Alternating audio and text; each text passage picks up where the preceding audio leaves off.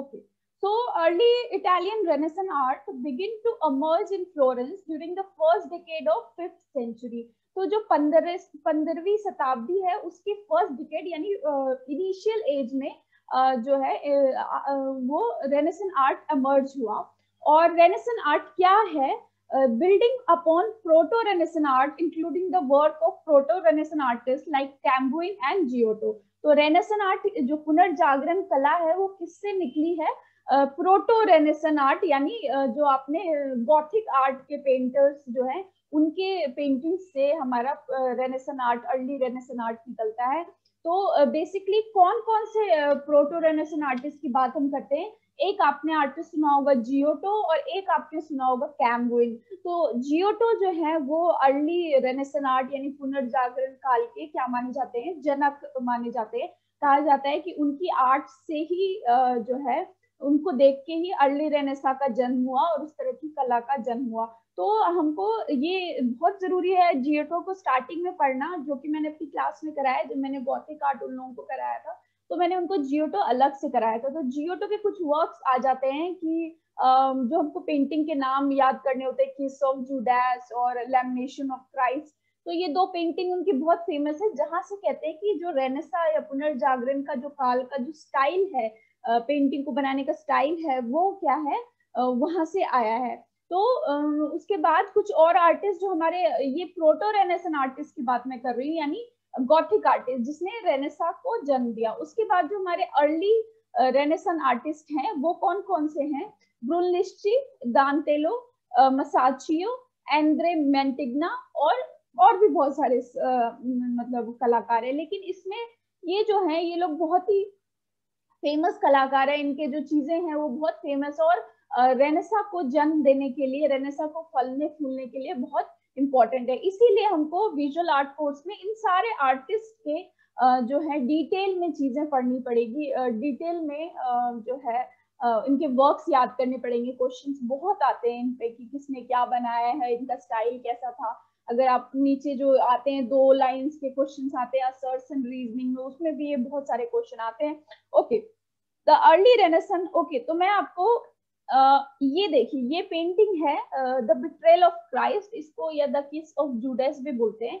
ये किसने बनाया है? जियोटो ने। किस पीरियड में बनाया है? गॉथिक पीरियड में बनाया। तो इस तरह के जब जियोटो ने लास्ट जो गॉथिक का पीरियड था उसमें इस तरह का कला बनाने लग गए, तो क्या होने लग गया? ये प्रेरित करने लग गया रेनेसेंस आर्टिस्ट को नया कला मूवमेंट स्टार्ट करने के लिए।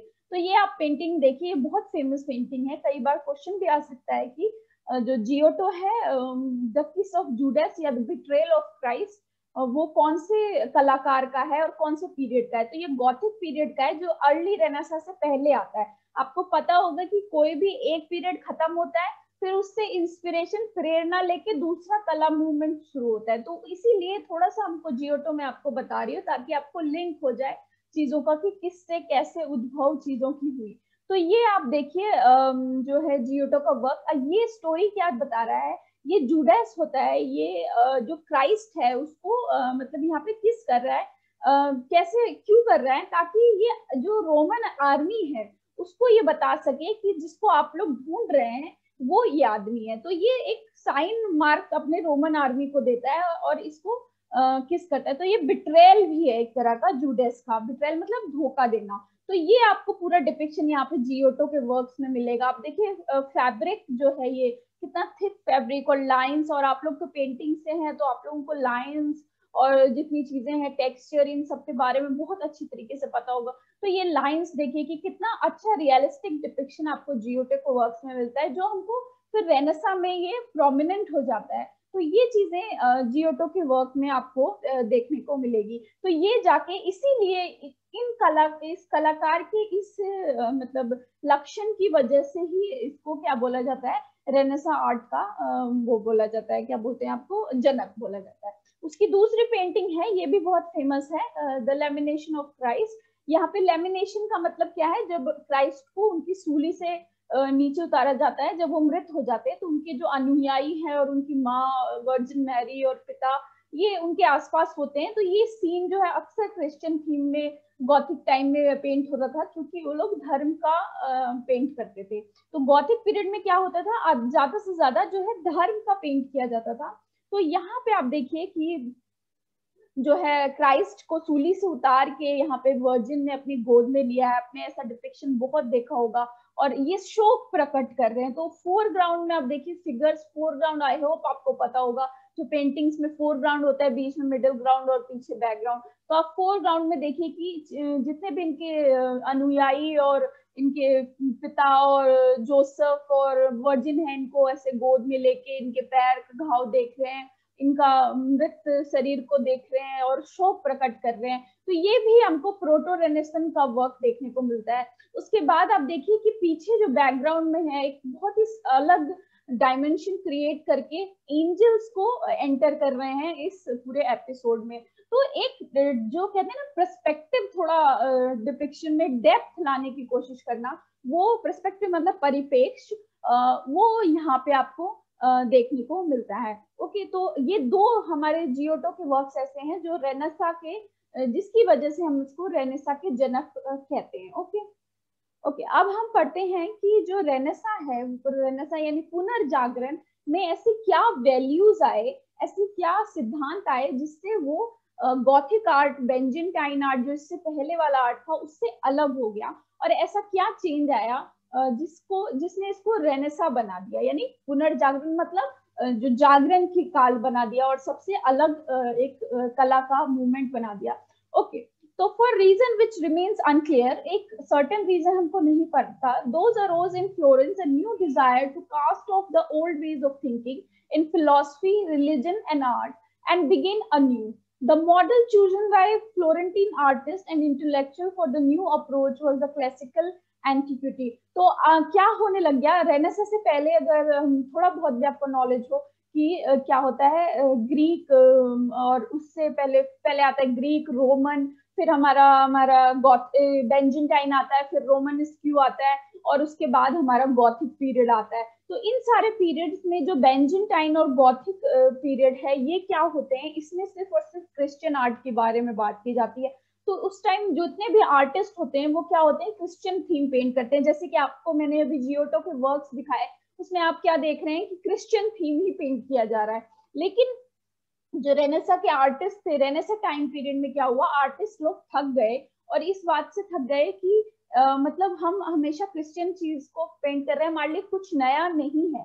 तो इसीलिए क्या किया उन लोगों ने, क्लासिकल एंटिक्विटी यानी ग्रीक और रोमन टाइम के जो हमारे एंटिक्विटीज है उसको इंस्पिरेशन बनाया। और आगे हम समझेंगे क्यों बनाया। Why? Because they believe that Greek and Roman art constitute an absolute standard of artistic worth. तो क्यों बनाया क्लासिकल एंटिक्विटी को अपना इंस्पिरेशन रेनेसां के आर्टिस्ट ने, क्योंकि वो ये बिलीव करते थे कि जो ग्रीक और रोमन का जो आर्ट पीसेस है, जो एंटिक्विटीज है, वो क्या है, एब्सोल्यूट है, मतलब पूर्ण है, उसमें सब कुछ पूर्ण है। क्यों है, क्योंकि उसमें वैल्यू है किस चीज का, ह्यूमैनिज्म का। The classicism was also consistent with the new mood of humanism, जो कि मैंने आपको बताया, which arose in Italy at this time. तो इटली में आपको पता है रेनेसां का जन्म हुआ, और इटली में इस टाइम जो ये पीरियड आपको 15th सेंचुरी का पीरियड में बता रही हूँ, अर्ली डेकेड्स, उसमें क्या होता है,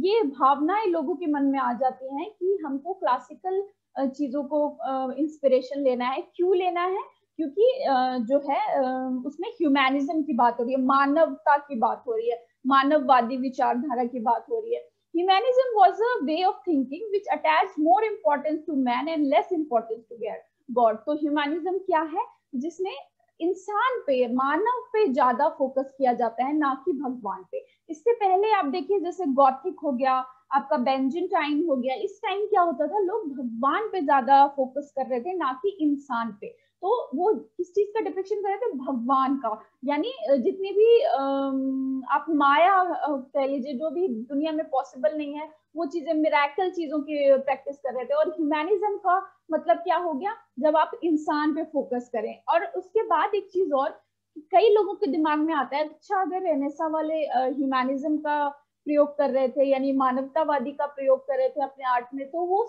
धर्म को क्यों पेंट करते हैं? तो कोई कोई धर्म की पेंटिंग आपको मिलेगी, यानी क्रिश्चियन धर्म की पेंटिंग मिलेगी, लेकिन वहां पे वो क्या करते हैं, मानवतावादी होके उनको वो क्या करते हैं, भगवान को इंसान की तरह पेंट करते हैं, ना कि उनको भगवान की तरह पेंट करते हैं। मेरे कहने का मतलब क्या है, जब भगवान को आप इंसान की तरह पेंट कीजिएगा तो इंसान को जो फील होता है, इंसान को जो दर्द होता है, वो चीजें आप भगवान की बॉडी में या भगवान के सब्जेक्ट में भी दिखाइएगा, यानी आप उसमें रियलिज्म दिखाइएगा, एक्सप्रेशन दिखाइएगा, इमोशन दिखाइएगा। तो आगे जैसे मेंटिग्ना वगैरह आप आर्टिस्ट पढ़िएगा तो वो लोग क्राइस्ट को पेंट कर रहे हैं, मतलब क्राइस्ट बना रहे हैं, लेकिन क्या कर रहे हैं, उसमें जो दर्द है, इमोशन है, वो किस चीज का डाल रहे हैं, इंसान का। तो ये कहीं ना कहीं भगवान को भी पेंट कर रहे हैं, किसकी तरह पेंट कर रहे हैं, इंसान की तरह। Okay okay. So although Christianity remained the only religion, humanism reinterpreted it also to give it's a human face. तो Christianity क्या है, भगवान को इंसानी चीज में बदलती है, यानी जैसे कि हमारे क्राइस्ट क्या है, एक देवता है, लेकिन उन्होंने कैसे जो है जन्म लिया इंसानी रूप में, तो उनका ट्रांसफर कहाँ से, गॉडली बॉडी से कहाँ हुआ, इंसानी चीज में हो गया। तो इसीलिए जो है ह्यूमैनिज्म का कहीं वायलेशन नहीं हो रहा है। अगर कोई क्रिश्चियनिटी या क्राइस्ट को पेंट करना चाहता है कर सकता है, लेकिन क्या उसको इंसान की तरह बना के पेंट कर सकता है। Okay. Humanistic philosophy placed man at the center of the thing. And in the visual art, this led to a close study of a human body, a return to the nude, and leading on from this, a preoccupation with nature in all its form. तो humanism में क्या होने लग गया, classical values के पीछे जाने लग गए, यानी ग्रीक और रोमन की जो है स्कल्पचर्स और उनकी स्टाइल को, ह्यूमन को फॉलो करने लग गए। और आप देखिएगा कि जो है जैसे अगर आपने कोई ग्रीक या रोमन स्कल्पचर देखा होगा तो उसकी बॉडी किस तरह की होती थी। ओके, तो ये आप देखिए, ये ग्रीक स्कल्पचर है, डिस्कोबोलस डिस्क थ्रोअर इसको बोलते हैं। तो ये जो है, कई बार इस पे भी क्वेश्चन आ सकता है। ग्रीक का जब मैं टॉपिक कराऊंगी या मैंने करा दिया है तब आपको मैं ये पढ़ाऊंगी। तो ये जो है आप देखिए, इसका फॉर्म देखिए, इसमें सबसे इंपॉर्टेंट क्या है, इसके मूवमेंट है, जो इंसानी मसल्स हैं, इसकी बॉडी है। तो सबसे ज्यादा आर्टिस्ट ने किसको इंपॉर्टेंस दिया है, इसके पूरे आकार को दिया, यानी इंसानी स्वरूप को इंपॉर्टेंस दिया है। जब इंसानी स्वरूप को इंपॉर्टेंस दिया है तो किस चीज की बात कर रहा है आर्टिस्ट, ह्यूमैनिज्म का। इसीलिए रेनेसां आर्टिस्ट जो है ग्रीक और रोमन आर्ट को फॉलो करते थे, क्योंकि वो ह्यूमैनिज्म में बिलीव करते थे, मानवतावादी में बिलीव करते थे। और इस तरह के फॉर्म्स क्या होते हैं, मानवतावादी होते हैं। ओके, जो अर्ली रेनेसां में है, सबसे इंपॉर्टेंट जो एक पार्ट आया, इससे पहले अगर आपने कोई आर्किटेक्चर पढ़ा होगा वो भी आपको पढ़ना पड़ेगा क्योंकि सिलेबस इतना बड़ा है।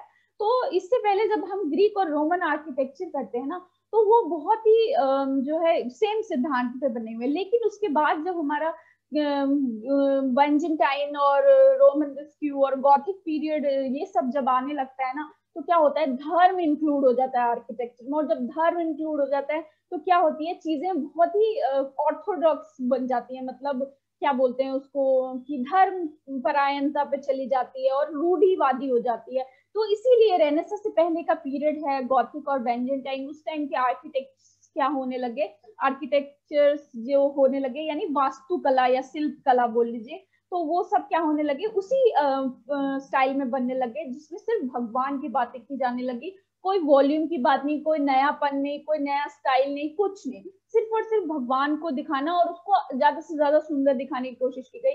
लेकिन क्या हुआ, रेनेसां में एक नया जो इम्पोर्टेंट आर्किटेक्चर है, और हर चीज ये इस आर्किटेक्चर की एक खोज ने सबको जो है चित्रकला में, आपके फिलॉसफी में, आपके लिटरेचर में, सब में ये चेंज लेके आए। और ये सबसे इम्पोर्टेंट आपके उसका शुरुआत करते हैं। तो पर्सपेक्टिव यानी परिपेक्ष, तो आपने कभी 2000 इधर का भी क्वेश्चन में 2020 में भी एक परिपेक्ष पे क्वेश्चन आया था, लेकिन वो पेंटिंग पे आया था।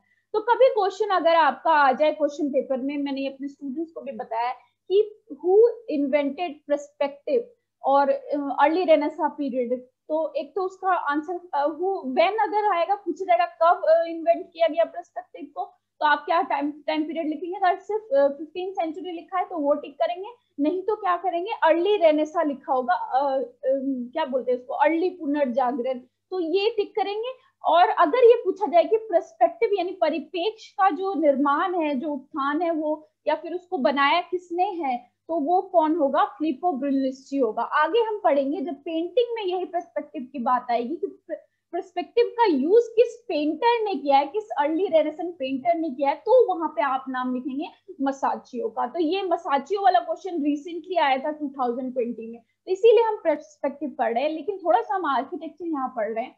फिलिप्पो ब्रुनएल्लिस्ची 1377-1446 ये इनका टाइम पीरियड है, was the most influential designer of Renaissance architecture in Florence during the first half of 5th century। तो ये जो टाइम पीरियड है, इस टाइम के ये मोस्ट इन्फ्लुएंशियल, मतलब लोगों को इन्फ्लुएंशियल करने वाले और बहुत महान जो है ये शिल्पकार बने थे, आर्किटेक्चर क्या बोलेंगे इसको, वास्तुकार या ऐसे, तो आर्किटेक्ट ये थे। और इन्होंने क्या किया था, ये किसका स्टडी कर रहे थे, studies of Roman architecture from the Roman architect Vitruvius, and mathematics gave him an insight in classical methods of proportion and structure, which he applied in pioneering technical achievements such as his design for the dome of Florence Cathedral। तो Flippo ब्रुनएल्लिस्ची का सबसे महान जो उनका design है वो कौन है, फ्लोरेंस कैथेड्रल का जो डोम है वो किसने डिजाइन किया है, फिलिप्पो ब्रुनएल्लिस्ची ने किया है। उसमें क्या यूज करके इन्होंने यूज किया है, मूवमेंट और बैलेंस का यूज करके इन्होंने जो है ये डिजाइन बनाया। किससे प्रभावित थे ये, रोमन टाइम के जो विट्रूवियस आर्किटेक्ट थे उससे प्रभावित थे, विट्रूवियस नाम के आर्किटेक्ट से उससे प्रभावित थे। जैसा कि मैंने आपको पहले बताया कि जो अर्ली रेनेसेंस लोग थे वो किस बारे में बिलीव करने लगे थे, किससे प्रेरणा लेने लगे थे, क्लासिकल एंटिक्विटी यानी आपका अर्ली ग्रीक और रोमन की बात हम कर रहे हैं। तो इसीलिए ये भी क्या है, अर्ली रेनेसां के आर्किटेक्ट है, तो इन्होंने भी कहाँ से प्रेरणा ली, रोमन आर्किटेक्ट से ली, उसका क्या नाम है, विट्रूवियस। तो ये और क्या बनाया, सबसे इंपॉर्टेंट क्या चीज बनाया हमारा,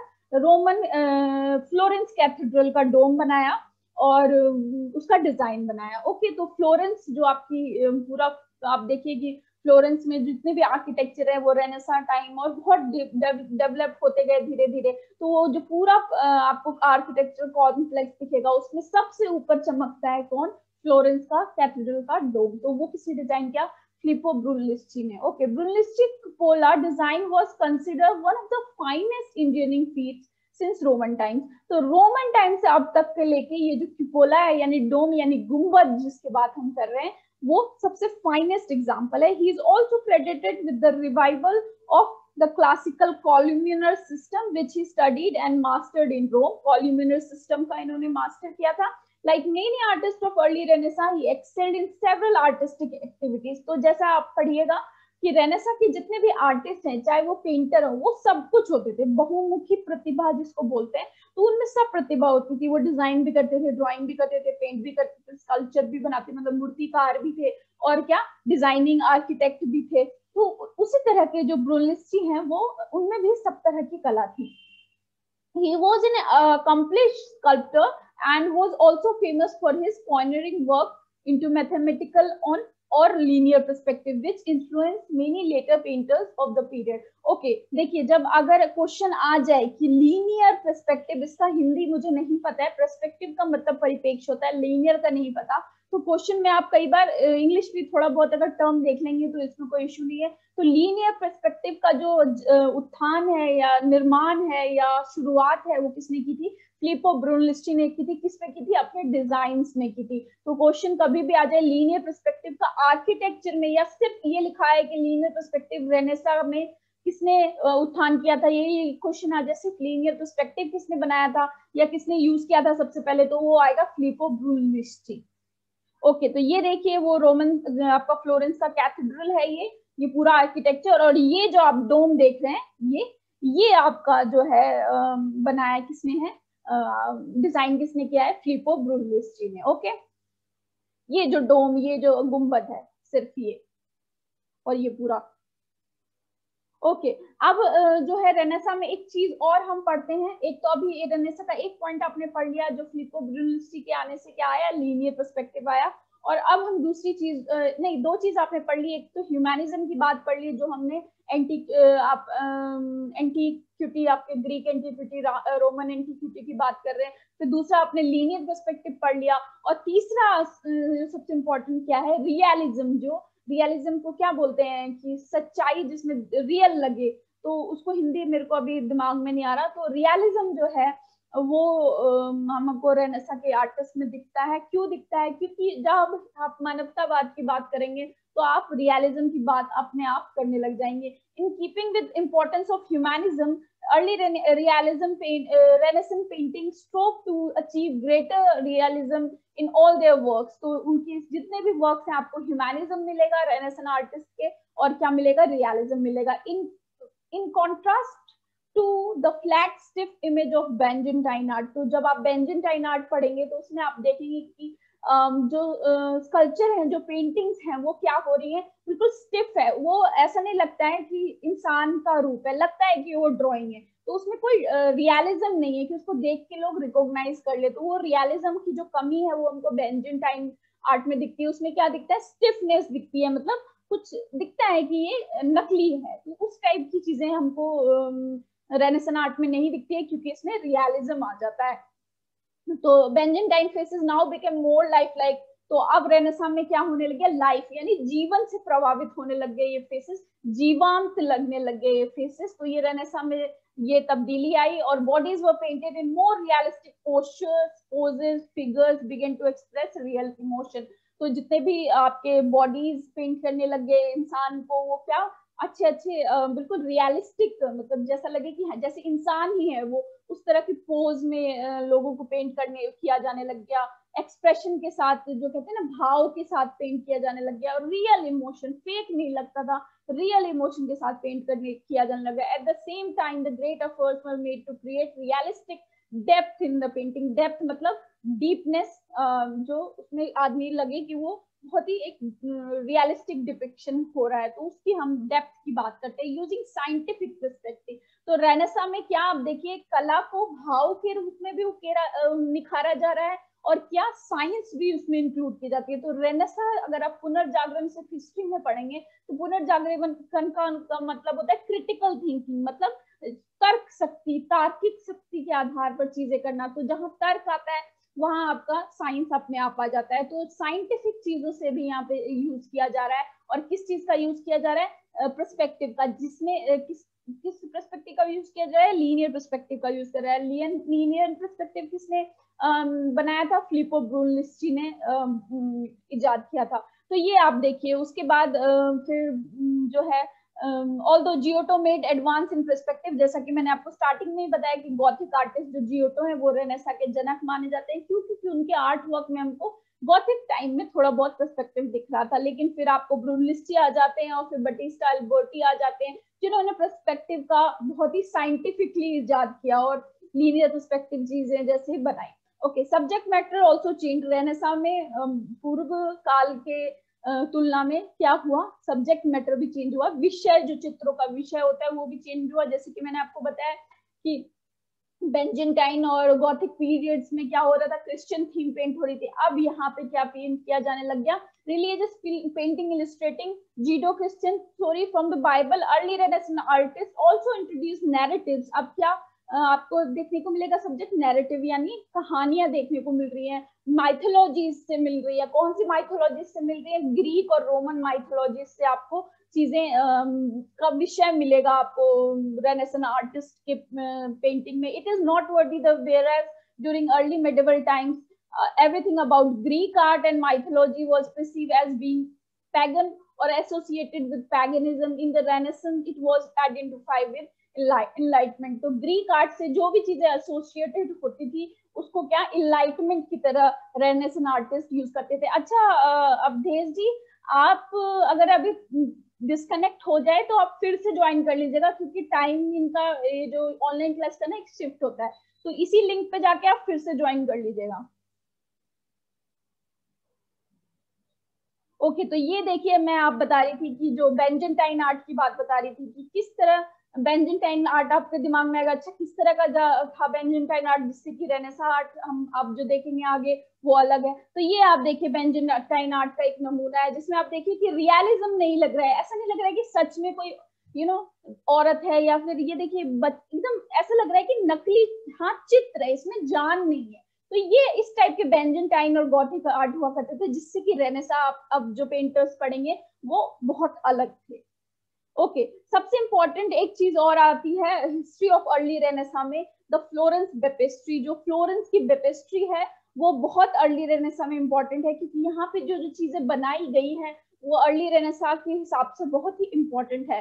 तो the early Renaissance began arguably in Florence in 1401। तो फ्लोरेंस में ये अर्ली रेनेसा का जन्म हुआ था। अर्ली रेनेसा की बात कर रही हूँ, पूर्व रेनेसा की बात कर रही हूँ, कब 1401 में। In the year a contest in that year a contest was taken to decide who would be given the commission to create a pair of bronze door for the baptistry of Saint John. Okay, तो early Renaissance के time में क्या हुआ कि एक competition होने लग गया बेपेस्ट्री जो है, फ्लोरेंस बेपेस्ट्री का गेट डिजाइन करने के लिए। किसके बीच होने लग गया? आर्टिस्ट और आर्किटेक्चर्स के बीच होने लग गया। तो उसमें जो है आप क्या देखेंगे कि बहुत सारे 7 स्कल्पटर्स जो है, मतलब मूर्तिकार जो है, वो उसमें भाग लेते हैं, और अंत में जो जीतते हैं वो कौन होते हैं?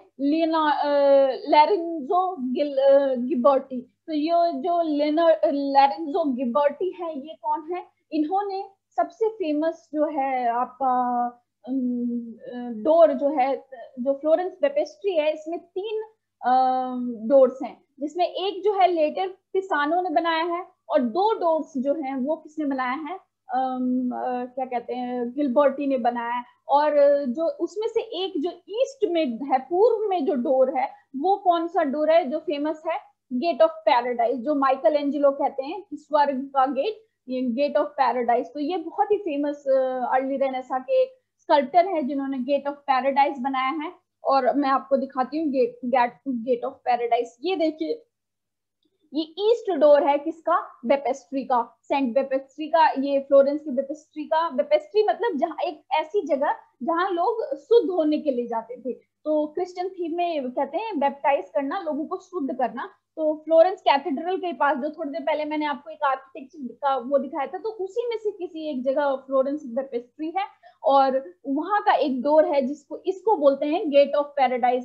तो किसने बनाया है इसको? गिलबर्टी ने बनाया। ये क्वेश्चंस, इस पे बहुत क्वेश्चंस आते हैं आपको विजुअल आर्ट में। और एक और डोर बनाया है, लेकिन वो किस स्टाइल में बनाया है? वो गॉथिक स्टाइल में बनाया है, यानी रेनेसां से पहले जो स्टाइल था वो गॉथिक स्टाइल था, उस स्टाइल में एक और डोर बनाया है। और ये क्या है? रेनेसेंस स्टाइल है। क्यों? आप देखिए इसको डिटेल में, अगर मैं आपको टॉपिक कराऊंगी जब आप हमारे क्लास में होंगे, तो ये जो है ना, ये डिटेल में आप देखेंगे कि पर्सपेक्टिव है, डेप्थ है आर्किटेक्चर का। ऐसा लगता है कि मतलब सच में कोई आर्किटेक्चर है। तो वो रियलिज्म और वो डेप्थ और वो पर्सपेक्टिव का यूज आपको इस डोर में मिलता है, इसीलिए रेनेसा का है। और एक जो डोर है वो गॉथिक स्टाइल में है, क्योंकि उसमें जो कॉम्पोजिशन में गिलबर्टी का थोड़ा, इससे थोड़ा कम रियलिस्टिक है। ओके, उसके बाद जो आपका फ्लोरेंस कैथेड्रल और बेपेस्ट्री से आगे आपका एक और फेमस जगह है अर्ली रेनेसां आर्ट में, उसको क्या बोलते हैं? द ब्रानकैसी चैपल या ब्रानकैकी chapel. In 1425 Tommaso Masaccio began painting a series of fresco painting depicting the life of Saint Peter in the chapel of Brancassi Chapel। तो ब्रानकैसी चैपल में जो है आपको फ्रेस्कोस किसके मिलेंगे?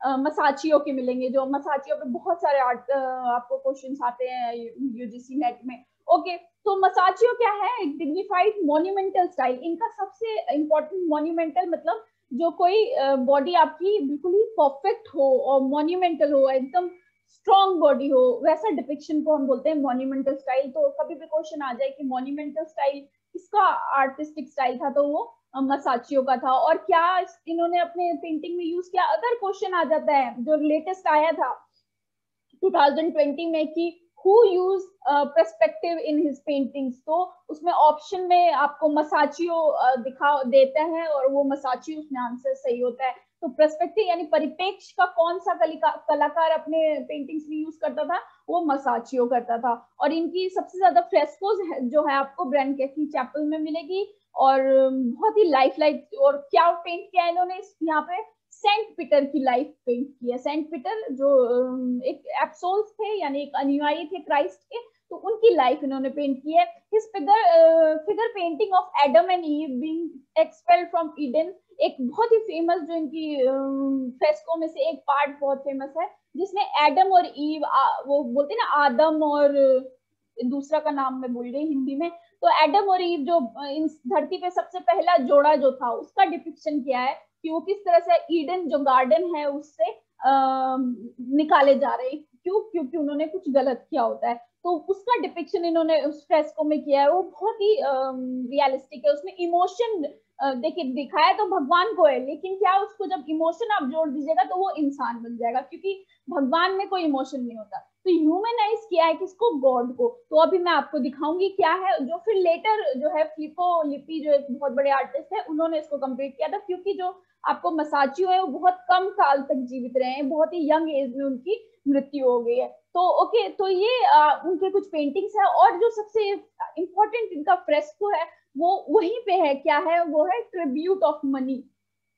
तो ये देखिए, ये वो फ्रेस्को है दीवार, ये यहाँ पे आपको एडम और ईव जो जिनको एक्सपेल कर दिया गया है, निकाल दिया गया है एडम और वो ईडन गार्डन से, और ये ट्रिब्यूट ऑफ मनी का फ्रेस्को है। तो ये दोनों बहुत ही फेमस, ये आपका डिटेल मैंने यहाँ पे डाला है। अब देखिए ये दोनों कैसे रो रहे हैं, क्योंकि इनको निष्कासित कर दिया गया है गार्डन से भगवान के द्वारा। तो ये जो इमोशन है ये किसका है, इंसान का है। तो ये जो ह्यूमैनिज्म है यहाँ पे ये रेनेसां आर्टिस्ट ला रहे हैं, भगवान को भी दिखा रहे हैं, पर क्या कर रहे हैं ह्यूमन इमोशन के साथ। ये ट्रिब्यूट ऑफ मनी जो फेमस, इसका हिंदी अगर मुझे मिलेगा तो मैं नोट्स में डाल दूंगी। तो ट्रिब्यूट ऑफ मनी का जो आपको यहाँ पे कॉम्पोजिशन देखने को मिलता है, इसमें क्या होता है कि इसमें ये स्टोरी है कि जो जीसस है वो अपने अनुयायियों के साथ जा रहे होते हैं, और अचानक से चर्च का जो क्या बोले मेन होता है वो आके उनसे वो मांगता है, चर्च का जो टैक्स होता है वो मांगता है। तो इनके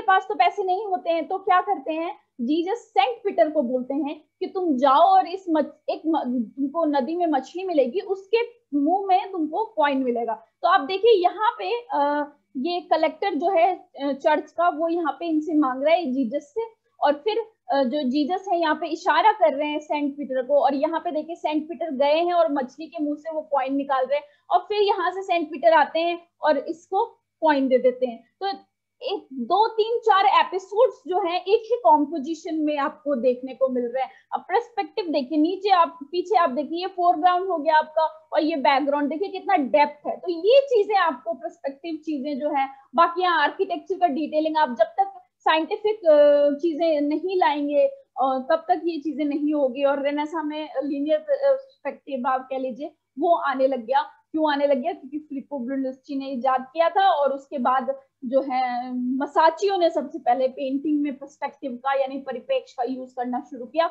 ये बहुत ही फेमस पेंटिंग है उनकी। ओके, हम मसाचियो पढ़ रहे हैं पर्सपेक्टिव में। तो Masaccio in addition to his bold realism, Masaccio was also the first painter to understand the use of scientific perspective. तो जैसा कि मैंने बोला कि ये पहले पेंटर है जिन्होंने परिपेक्ष का प्रयोग किया था। In the Holy Trinity fresco, इनका दूसरा फेमस जो फ्रेस्को है उसका नाम है Holy Trinity fresco, painted around 1428 in church of Saint Maria Novella. Saint Maria Novella Florence में ये फ्रेस्को बनाया इन्होंने। Masaccio implemented some of the ब्रिलुस्चीज आइडिया, जो मैंने आपको बोला कि पर्सपेक्टिव उन्होंने यूज किया था, और क्या लिनियर पर्सपेक्टिव आपको मसाचियो का इसमें दिखता है। तो ये है द होली ट्रिनिटी का, आपने देखा हो बहुत फेमस पेंटिंग है। आप देखिए यहाँ पे डेप्थ कितना है, कि यहाँ पे लग रहा है पीछे कुछ, अगर आप इसको ध्यान से देखिएगा ये जो वॉल्ट बनाया गया है, अच्छा ये आर्किटेक्चरल जो भी डिटेलिंग है वो सारी इंस्पायर आपको रोमन और ग्रीक से। रोमन और ग्रीक के टाइम में आपको ऐसा ही आर्किटेक्चर मिलता था, वो सारे एलिमेंट्स जो है बहुत ही फेमस है। तो ये डिटेलिंग आप देखिए, यहाँ पे आपको क्राइस्ट क्रूसिफाइड दिख रहे हैं, गॉड दिख रहे हैं, ये डोनर्स हैं,